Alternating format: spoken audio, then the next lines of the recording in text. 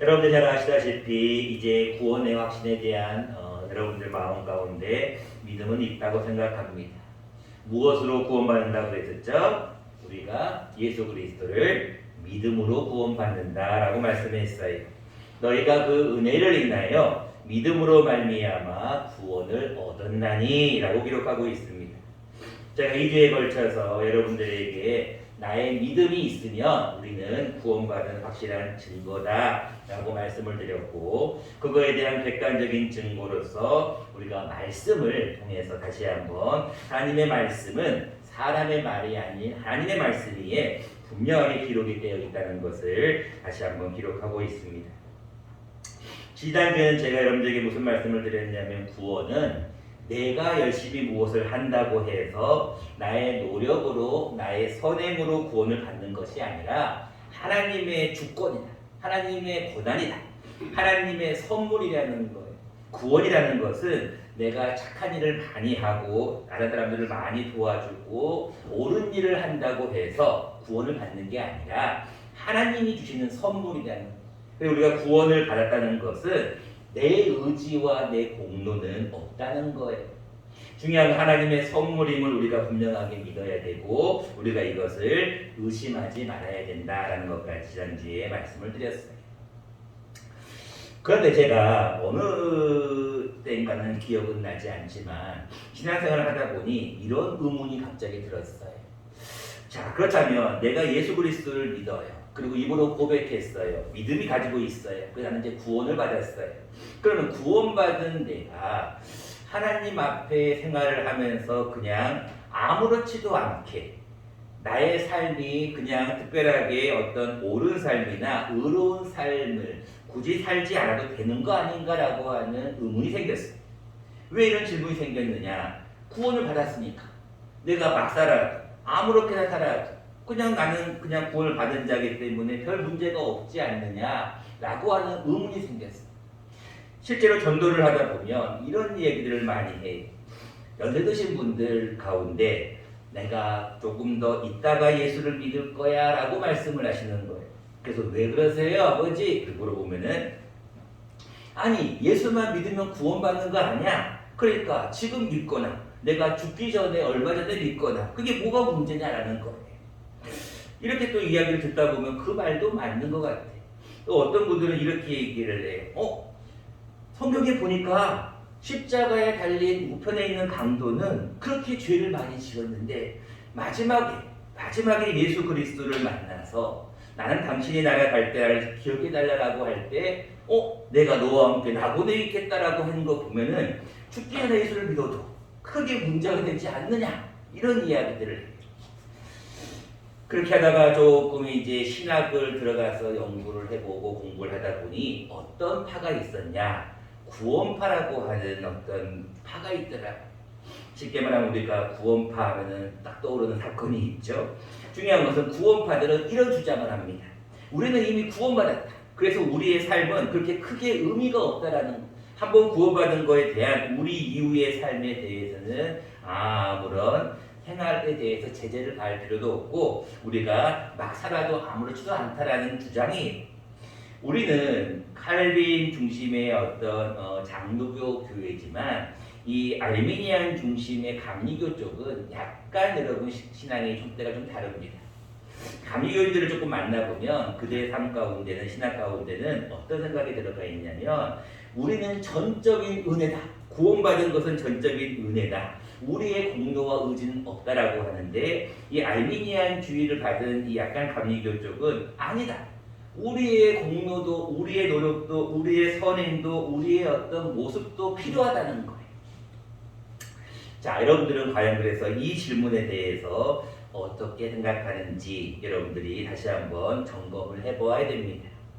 오늘 본문 말씀 12절 말씀을 보니까 우리는 이미 구원을 받은 걸로, 이미 우리는 구원을 받아서 믿음으로 구원을 받은 걸로 알았더니 12절 말씀에 어떤 말씀이 나오냐면 사도 바울이 나의 사랑하는 자들아 너희가 나 있을 때뿐 아니라 지금 나 없을 때, 왜? 사도 바울은 이제 감옥에 있으니까요.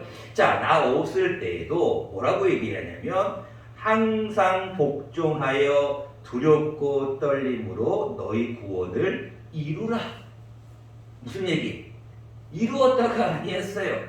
이루라라는 거에 뭔 얘기예요? 미래에 대한 부분을 얘기하시는 거예요. 우리가 말씀을 받았던 에베소서 말씀은 너희가 그 은혜를 인하여 믿음으로 말미암아 구원을 받았나잖아요. 그렇잖아요. 우리가 믿으면 구원을 받잖아요. 이미 받은 거잖아요. 여러분 구원 확실히 다 있다 그랬잖아요. 지금 돌아가셔도 지금 죽어도 다들 천국 가실 수 있다 그랬잖아요. 근데 여기 쓰는 말씀에 보니까 너희 구원을 이루라. 뭔 얘기예요? 앞으로 이루라고 하는 어떤 미래에 대한 말씀이 기록이 되어 있다는 거예요. 그래서 이 말에 도대체 어떤 의미인가? 도대체 구원의 확신에 대해서 우리는 이미 예수 그리스도를 믿음으로 구원을 받았는데 이미 우리는 천국 갈 자신이 있는데 그런데 앞으로 이룰 구원은 또 뭐가 있다는 것인가에 대해서 우리가 한 번쯤은 오늘 생각해 보려고 한다는 것입니다. 어떻게 생각하십니까? 여러분들은 앞으로 이룰 구원에 대해서 구원을 이루라는 이 말씀에 대해서 여러분들은 구원을 앞으로 이루어야 할 것이 있다고 생각하십니까? 아니면은 그 의미가 아닌 것 같습니까? 여러분이 구원의 확신에 대한 분명한 정의를 가지고 있지 않으면 이 말씀에 대해서 많은 해석에 오해가 생깁니다. 구원을 이미 믿음으로 받은 거 아닌가? 이미 과거의 일이 아닌가? 라고 얘기를 하시지만 말씀을 보니까 아닌 것 같기도 하다는 얘기. 여러분들 조금 신학적인 용어지만 하나님의 나라도 그렇고 구원도 마찬가지입니다. 이미 우리에게 이루어진 부분도 있습니다. 그러나 또 한 가지 앞으로 이루어야 될 부분 구원도 있습니다. 다시 얘기합니다. 우리가 시제를 볼 때 지금 현재가 있고 과거가 있고 미래가 있는 것처럼 구원론도 내가 이미 얻은 구원, 내가 이미 믿음으로 받은 구원도 있지만 앞으로 이루어야 될 구원도 있어요. 우리가 이것을 조금 더 신학적인 용어로 얘기하면 성화라고 얘기합니다. 다시 말합니다. 조금 더 우리가 그리스도를 닮아가는 구원을 받아야 될, 구원을 더 완성시켜야 될 부분이 있다는 거예요. 왜? 우리는 지금 어디 살고 있으니까? 이 세상에 살고 있으니까 그래요. 여러분들이 만약에 천국에 이미 갔어요. 돌아가셔서 다들 천국에 갔어요. 그러면 이미 여러분들의 삶은 끝난 것이지만 근데 지금 현재는 살고 있잖아요. 근데 우리는 이미 천국에 갈 것을 믿음으로 이미 믿고 있잖아요. 그렇지만 현재는 우리 살고 있기 때문에 현재 우리가 앞으로 구원을 이루어 가야 될 부분도 있다는 거예요. 그러니까 여러분들이 구원에 대한 정확한 정의는 내가 예수 그리스도를 믿음으로 구원을 받았습니다. 과거의 시제도 맞지만 앞으로도 이루어야 될 구원론도 있다는 것을 기억하셔야 돼요. 우리가 이것을 조금 영어로 얘기하지만 이미 이루었다. 오월레디와 아직 이루지 못했다라고 하는 예시라는 의미가 같이 공존한다는 거예요. 그래서 여러분들 각 교파마다 어느 부분을 더 강조하느냐에 따라서 약간 신앙의 색깔은 다릅니다. 그러나 구원파는 문제가 됩니다. 특별히 요즘 많이 나오고 있는데 기쁜 소식 선교의 박모모 목사가 하는 그런 성경 강의는 100% 이단입니다. 왜 그러냐면 거기는 쉽게 말합니다. 거의 구원파와 비슷해요. 이미 구원을 받은 우리는 더 이상 아무런 노력도 할 필요가 없다는 거예요. 그런 이단들이 굉장히 많습니다. 우리 장로교는 오로지 믿음으로 구원을 받는 것은 하나님의 전적인 은혜다. 이 부분만 우리는 더 강조를 하지만 아까 얘기드렸다시피 감리교 부분은 아니다. 하나님의 은혜도 있지만 우리의 행위도 있어야 된다는 걸 같이 조금 더 강조를 해요. 결론적으로 말씀을 드리면 구원에 대한 확신은 이미 받은 것도 있지만 앞으로 이루어야 될 구원에 대한 부분도 있다는 것을 여러분들이 기억하셔야 됩니다. 자, 그렇다면 여러분들이 이 정도 생각을 좀 가지시고 본문을 들어가 보면 좋겠습니다. 자, 이제 그러면 우리가 앞으로 구원을 이루라 라고 하는 사도 바울의 이 구원을 이루라라고 하는 이루어야 될 구원은 도대체 어떤 구원인가? 본문에 보니까 항상 복종하라라고 말씀하고 있고 두렵고 떨림으로 구원을 이루래. 나는 이미 믿음으로 구원을 받았는데 나는 예수님을 믿음으로 구원 받았고 고백도 했는데 또 두렵고 떨림으로 구원을 이루라? 그래서 이 부분이 도대체 어떻게 구원을 이루라고 하는 것인지 우리가 오늘 두 가지 말씀으로 함께 나누려고 합니다. 첫 번째, 여러분들이 앞으로 이루어야 될 구원의 완성은 여러분들이 항상 예수 그리스도의 마음으로 살면 앞으로 이루어야 될 구원이 완성이 됩니다.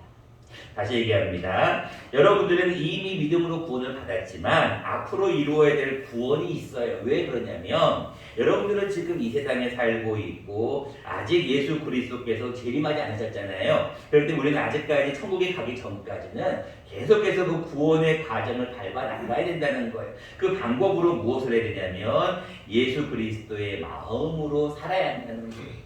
그 말씀이 5절 말씀입니다. 너희 안에 이 마음을 품으라 곧 그리스도 예수의 마음이.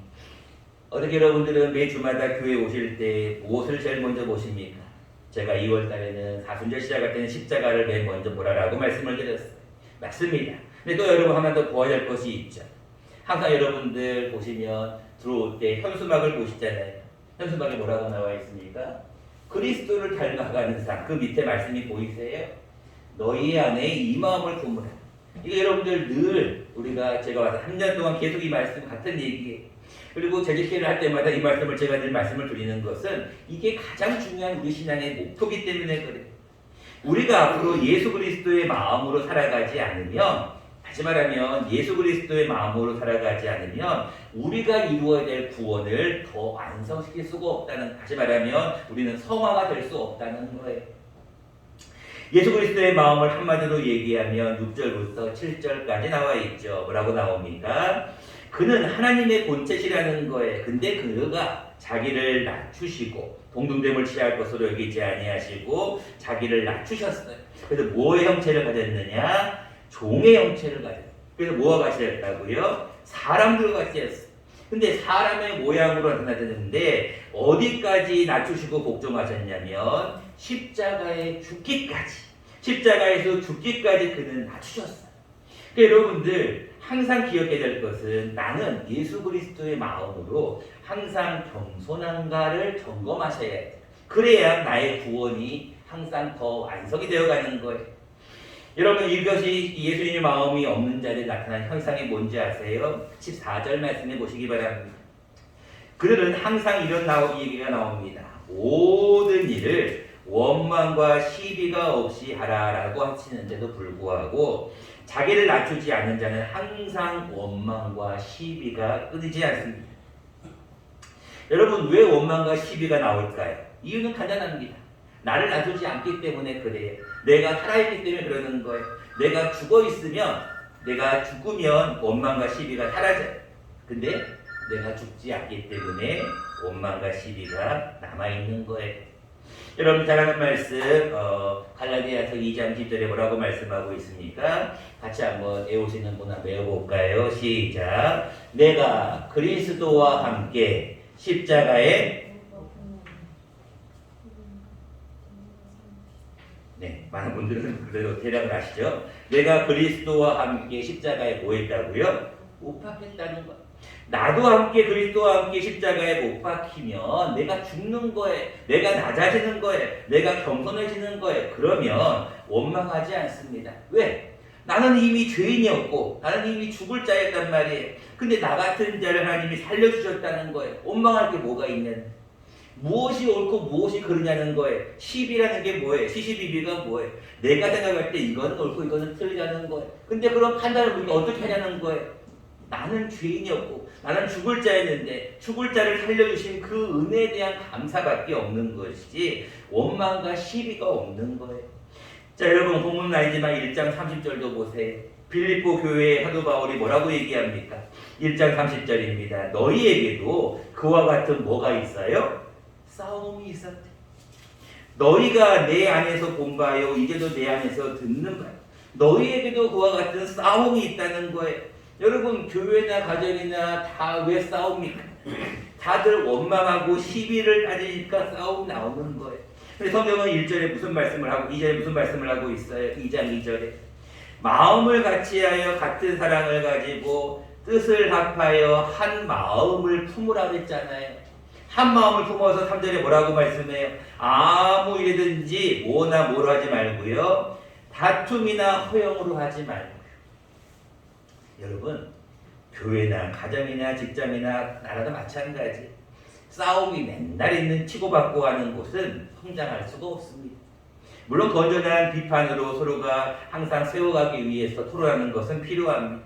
그리고 어떤 성장을 위한 부모의 마음으로 고민해주는 건 필요합니다. 근데 왜 많은 교회가 쪼개지고 왜 많은 가정이 힘들어지는 이유가 뭡니까? 다투기 때문에 그래. 교회가 평안하고 교회가 사랑으로 가득 차 있는 것은 문제가 없어요. 근데 항상 다투는 곳, 항상 허영이 뭐예요? 내가 더 잘났다는 거예요. 시시비비를 가리는 거거든요. 너는 잘못하고 난 잘했다는 거예요. 이렇게 허영으로 하게 되면 항상 다툼이 있는 거고 싸움이 있는 거예요. 이런 자들에게는 구원의 완성이 있을 수가 없다는 거예요. 똑같은 얘기가 어디 나옵니까? 광야에서 사건이 있죠. 모세가 이스라엘 백성들을 이끌고 가나안 땅으로 갈 때 얼마나 많은 사건들이 있습니까? 근데 그 사건들을 가만히 보면 뭐해? 아니 모세 당신이 뭐길래 우리를 이렇게 잘 살고 있는 애굽에서 탈출을 시켰냐는 거예요.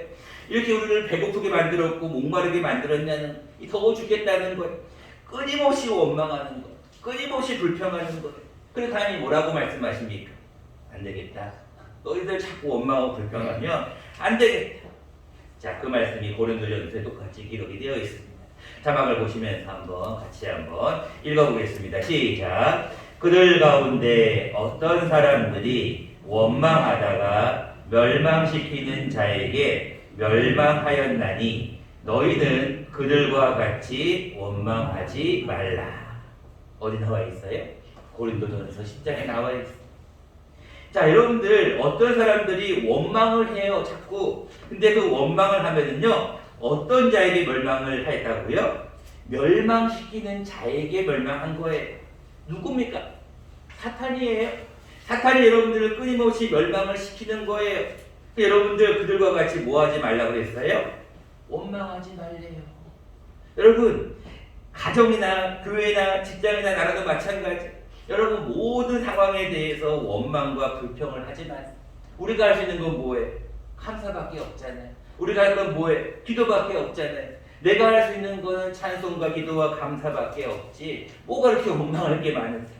근데 여러분 원망과 불평을 해보세요. 한번 원망과 불평하면 계속 원망과 불평하는 거예요. 여러분 어떤 일이 있어도 원망하지 않는 여러분들 되시기를 바랍니다. 두 번째입니다. 이제 앞으로 여러분들 두렵고 떨림으로 구원을 이루기 위해서 우리는 어떻게 해야 될 것인가? 첫 번째는 그리스도의 마음이었고 두 번째는 세상의 빛으로 살아가야 된다는 것입니다. 15절 말씀입니다. 이는 너희가 흠이 없고 순전하여 어그러지고 거스르는 세대 가운데서 하나님의 흠없는 자녀로 세상에서 그들 가운데 빛들로 나타내며 라고 기록하고 있어요. 자, 여러분들이 해야 할 것은 뭐냐면 이 시대에서 이 세대가 어떤 세대입니까? 흠이 없고 순전하여 어그러지고 거스르는 세대, 어그러지고 거스르는 세대 가운데 너희들은 흠없는 자녀로 세상에 그들 가운데 빛들로 나타나라는 거예요. 여러분들이 살아야 될 모습은 어떤 모습일까요? 하나님의 자녀답게 좀 살라는 거예요. 그래야 여러분들의 구원이 앞으로 완성이 된다는 거예요. 여러분들 구원에 대한 확실한 어떤 앞으로 이루어야 될 구원에 대해서 우리는 항상 빛의 자녀다, 항상 하나님의 자녀다라는 것을 늘 생각을 해야 돼요. 그 얘기가 여러분 똑같은 말씀입니다. 2장 3절과 4절에 그 방법이 나와 있는데 아까 얘기했듯이 다툼이나 허영에 대한 것을 말씀을 드렸고 그 다음 말씀을 보세요. 오직 겸손한 마음으로 각각 자기보다 남을 뭐하게 여기라고요? 낮게 여기에. 여러분 이게 무슨 얘기예요? 세상의 빛은 하나님의 자녀는 자기 중심으로 사는 게 아니라 항상 나보다는 남을 낮게 여기는 거예요. 그러니까 여러분들 늘 말씀을 드리는 타인 중심주의의 삶이 자기 중심주의가 아니라 타인 중심주의의 삶을 살아가는 거예요. 그래서 4절 말씀해 보세요. 각각 자기 일들도 돌봐야 돼. 그리고 또한 각각 누구를 돌보라고요? 다른 사람들의 일을 좀 돌보라는 거예요. 그러면 기쁨이 충만하게 된다는 것이고 똑같은 얘기가 여러분 2장 17절에도 나옵니다. 만일 너희 믿음의 재물과 섬김 위에 여러분들의 믿음과 여러분들의 재물과 섬김 위에 내가 나를 전제로 드렸지라. 이 전제가 무슨 얘기냐면 희생 재물 위에 포도주를 막 붓는 거거든요. 다시 말하면은 자기를 바치겠다는 자기를 순교하겠다는 거예요. 너희 믿음의 제물과 섬김 위에 내가 나를 희생 제물로 바칠지라도 나는 기뻐한다는 거예요. 여러분 이게 무슨 얘기예요? 남에게 자꾸 무엇인가를 주고 남에게 무엇인가를 베풀면 기쁨이 있다는 거예요. 구원도 마찬가지입니다. 이미 우리는 구원을 받았어요. 근데 여러분 다른 사람들에게 복음을 막 증거해서 함께 구원을 받으면 그 기쁨이 너무나 크다는 거예요. 성경은 우리에게 뭐라고 얘기합니까? 너희는 세상에 무엇이다? 빛이다. 너희 세상에 무엇이다? 소금이다. 소금이 맛을 잃으면 무슨 소용이 있겠냐는 거예요. 빛도 여러분 그것을 딱 막아놔 버리면 무슨 소용이 있겠냐는 거예요.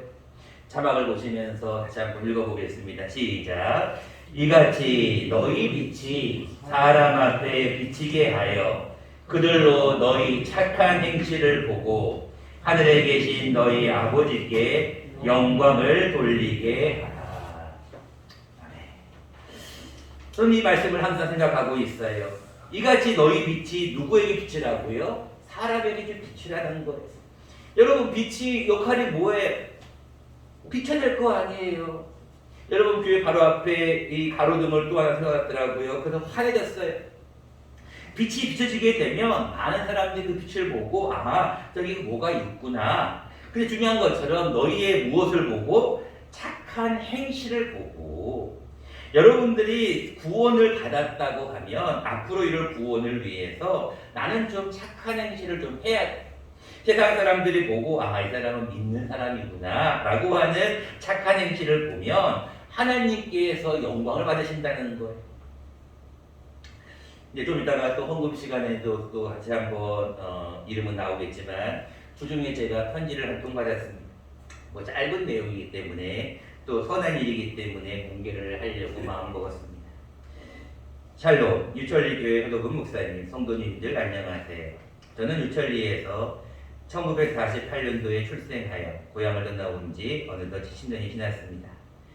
유천리 교회를 섬기시던 고 장일래 권사님 둘째 이기론 권사입니다. 신림 감리교회. 유천리 교회에서 성장한 1980년대 유년부들이 60대 나이에 각 처에서 복음의 사명을 잘하고 있습니다. 전도는 사명이라는 유천리 교회 목표가 내가 성령의 능력으로 전하고 기도합니다. 유천교회가 어느덧 창립 50주년 신년을 맞게 되었네요. 하나님 은혜 감사드립니다. 그리고 목사님, 성도님 축하 보내드립니다. 창립 헌금 드리겠습니다. 저는 이 편지를 주중에 받고 나서 굉장히 마음이 뭉클했습니다. 저는 이기론 권사님이 어떤 분이라는 것도 알지 못하고 장일래 권사님에 대해서 작년에 50주년 역사를 기록하면서 이야기는 성황은 들었습니다. 그리고 여러분들을 통하여서 옛날에는 우리 유천리 교회, 유천교회가 어린 아동부가 굉장히 많았다는 이야기를 또한 듣게 되었습니다.